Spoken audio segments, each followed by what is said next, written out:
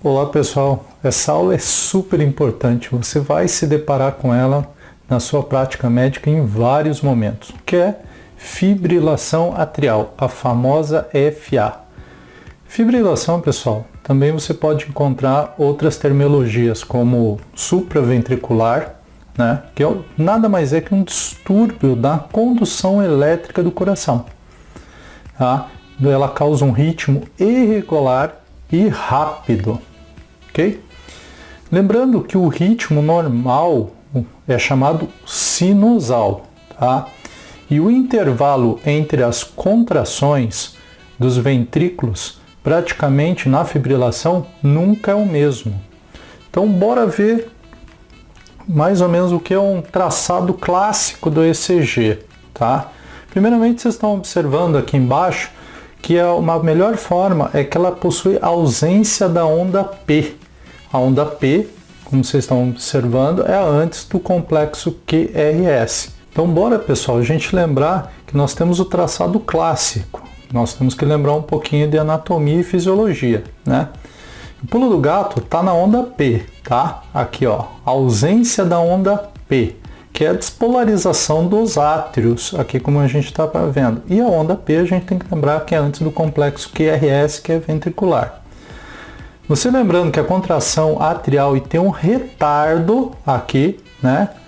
E depois ela desce pelas ramas, pelo feixe de His, até chegar nas ramas de Purkinje. A partir do momento que nós temos a ausência da onda P, já está diagnosticado como uma FA. Então o que acontece? Nós temos que, diante disso, saber os três aspectos principais, que é o tromboembolismo, controle da frequência e o controle do ritmo. São as três coisas. Vamos falar primeiro do controle tromboembolismo. Os êmbolos, pessoal, de origem cardíaca, eles afetam o ritmo irregular e rápido associado do fluxo sanguíneo. Ou seja, que ele vai do apêndice, tá? Do ápice, né? Do átrio até o ventrículo. É recomendado, pessoal, usar os antagonistas de vitamina K, normalmente a farvarina. Agora a gente vai para o segundo item, que é primordial, que é o controle da frequência cardíaca. Nós temos que lembrar que o músculo cardíaco, tá? Ele, na parte atrial, ele sofrendo uma FA, ele é estimulado a uma frequência altíssima, aproximadamente 300 a 400 vezes por minuto. Então o que acontece? Dessa forma acaba ficando paralisado a parte atrial. A parte ventricular esquerda é que é associada à FA. Então o nosso principal objetivo é o controle da frequência, ou seja, manter uma frequência cardíaca nesse paciente de 110 em repouso. Para alcançar esses objetivos, pode-se utilizar o tratamento farmacológico. A gente pode usar o tratamento farmacológico por beta-bloqueadores digitálicos, como o verapamil ou principalmente a mildarona, tá? Então esses medicamentos eles atuam no nó atrioventricular, reduzindo a sua velocidade de ativação. Essa é importante, né?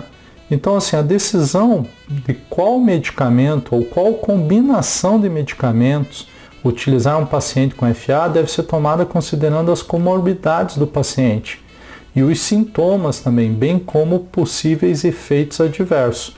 A gente sempre tem que estar atento a isso. Lembrando que a cardioversão, nós podemos ter um cardioversor, no caso bifásico, então ele é 120 joules e depois passando na subsequente para 200 joules em tentativas subsequentes.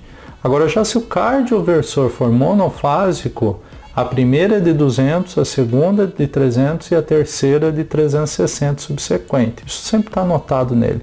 O choque deve ser administrado de modo sincronizado e lembrar que o uso de fármacos antiarrítmicos, como a mildarona, ele pode ser um pré-tratamento e uma droga de manutenção depois que da utilização da cardioversão elétrica, tá? Um dos fatores mais preocupantes dos médicos é reverter a FA. Então, assim, com menos de 48 horas de duração de arritmia, é improvável que esses trombos tenham formado. Então, assim, nesse caso, você pode optar em fazer o controle da frequência cardíaca pela cardioversão química. Agora, pacientes com disfunção cardíaca, com cardiomiopatia dilatada ou hipertrófica, a droga a ser escolhida, lembra a mnemotécnica, tá? Onda doidona usa amiodarona, tá? Então assim, você vai com uma dose de ataque de 150 miligramas endovenosa e depois você vai fazendo a manutenção, ok? A bibliografia também consta o propafenoma, 450 miligramas, se o paciente possui menos que 70 quilos, ou 600 miligramas se o paciente possuir mais do que 70 quilos. Pessoal, no caso de um paciente que você não sabe quanto tempo ele já está com uma FA, ou seja, com mais de 48 horas, então tem que ser feita uma anticoagulação. Geralmente indicado é heparina, tá? Por causa do baixo peso molecular. Então você tem que fazer antes de fazer a cardioversão. Caso o paciente apresente uma FA com menos de 48 horas, o risco de formar trombos é muito menor. Então você tem que estar muito atento quanto a essa informação, para você saber quando ou não fazer a cardioversão elétrica. E uma questão de prova, pessoal, que cai muito. Você deve realizar uma ecocardiografia transesofágica antes da cardioversão, porque você tem que colocar lá, chegar lá no átrio para ver se não tem trombos. E a decisão de prescrever uma anticoagulação oral de uso prolongado após a cardioversão numa FA, ela deve ter o perfil de risco tromboembolítico e o perfil de risco de sangramento hemorrágico. Mas isso é papo mais para um cardiologista. E atenção nos casos com pacientes também com mais de 80 anos, principalmente com comorbidades, né? Então, você tem que considerar que ele já possui uma dilatação do átrio e deve apenas manter um controle de frequência. Então, pessoal, de uma forma simples e objetiva, um assunto muito importante, fibrilação. Até a próxima.